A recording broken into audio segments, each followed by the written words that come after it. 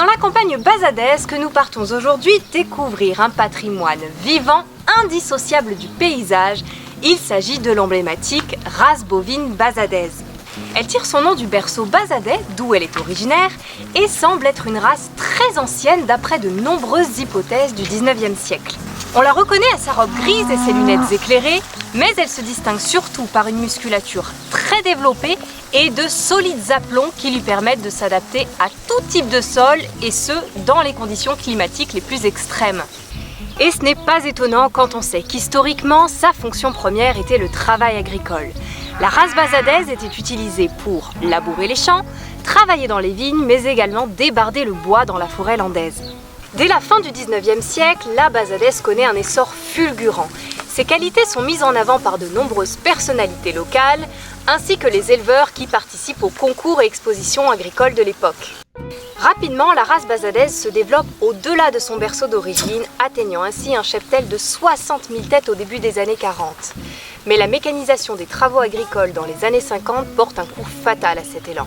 Les bazadaises, jusqu'alors indispensables, sont vendues pour financer les premiers tracteurs et la chute des effectifs est vertigineuse. C'est ce qui conduit à une réorientation dans la production de viande avec pour produit phare le veau de lait sous la mer, un veau nourri uniquement du lait de sa mère. Très prisé dans les restaurants parisiens, il fait l'objet à Bazas d'un florissant marché sur la Grande Place derrière l'actuel lycée. Mais trop pratiquée, cette production amoindrit le nombre de femelles qui sont utiles au renouvellement de la race. Autre bouleversement, le broutard, un veau de 6 à 8 mois qui provoque dans les années 70 un véritable séisme sur le marché. Très demandé par les éleveurs italiens, le broutard atteint des prix jamais connus avec le veau de lait. Seulement dans ce domaine, la bazadaise a une concurrente. La blonde d'Aquitaine obtient elle une croissance bien supérieure et motive de nombreux éleveurs à convertir leurs troupeaux en blonde d'Aquitaine. En seulement 30 ans, la quasi-totalité des effectifs auront disparu, ne laissant plus que 6 000 têtes à la fin des années 70. Heureusement, une prise de conscience permet d'éviter la disparition complète du cheptel français. Les responsables de la race lancent alors des actions de sauvegarde pour stopper la chute des effectifs. Et dès les années 90, on voit apparaître des signes de qualité comme le bœuf de Bazas, une IGP, identification géographique protégée, qui assure une production locale dans la région de Bazas, ou encore le bœuf de nos campagnes, un label rouge, qui quant à lui garantit la qualité supérieure de la viande. Mais malgré ces efforts, le renouvellement de la race reste insuffisant. Les jeunes éleveurs manquent à l'appel et à l'avenir, de nombreuses initiatives seront encore nécessaires pour développer le cheptel. Aujourd'hui, en dépit de ses faibles effectifs, 10 000 têtes, la bazadaise bénéficie d'une grande renommée à l'étranger. En Espagne, en Belgique, au Luxembourg et même en Australie, sa facilité d'élevage et sa rusticité ont conquis les éleveurs. Mais nul besoin d'aller aussi loin pour être témoin de sa notoriété. À Bazas a lieu chaque année l'incontournable fête des bœufs gras, une réjouissance traditionnelle qui, sous l'Ancien Régime, offrait aux bouchers de la ville le privilège de faire défiler les bœufs en période de carnaval.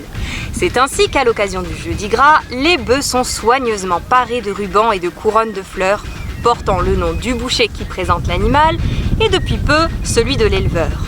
Le cortège commence sur l'ancien foirail près du pont bascule où les bœufs sont pesés. Puis, le défilé peut commencer avec à sa tête la Ripatouleir, un groupe de musiciens composé du fifre, du tambour et de la caisse. Accompagnant le cortège, le groupe folklorique Loose des Bazats, quant à lui, précède les bœufs. Et c'est en passant devant chaque boucherie pour une petite halte apéritive qu'ils cheminent ensemble vers la place de la cathédrale où se tient alors le concours. Les bœufs sont présentés à un jury d'experts et des prix seront remis aux meilleurs représentants de la race. Pour en recevoir un, l'animal doit posséder les caractéristiques de la race les plus prononcées possibles, présenter une musculature très développée et, chose importante, obtenir un état de grâce satisfaisant. Car c'est bien de cet état dont dépend la qualité de la viande. Et oui, le gras situé à l'intérieur des muscles forme tout un réseau de filaments blancs qui, lors de la cuisson, font pour donner à la viande saveur et tendreté. On dit alors de la viande qu'elle est persillée. À l'origine de ce phénomène, on trouve sa facilité d'engraissement. La bazadaise valorise très bien toute son alimentation, au grand profit des éleveurs, des bouchers, mais également du consommateur qui peut de cette façon en apprécier les qualités gustatives. La réputation de la race bazadaise n'est désormais plus à faire et dans le Bazadais, on ne saurait imaginer la campagne sans elle tant son enracinement est profond. Son histoire est le reflet d'une évolution, celle des pratiques agricoles locales et d'une économie bouleversée par la révolution du tracteur.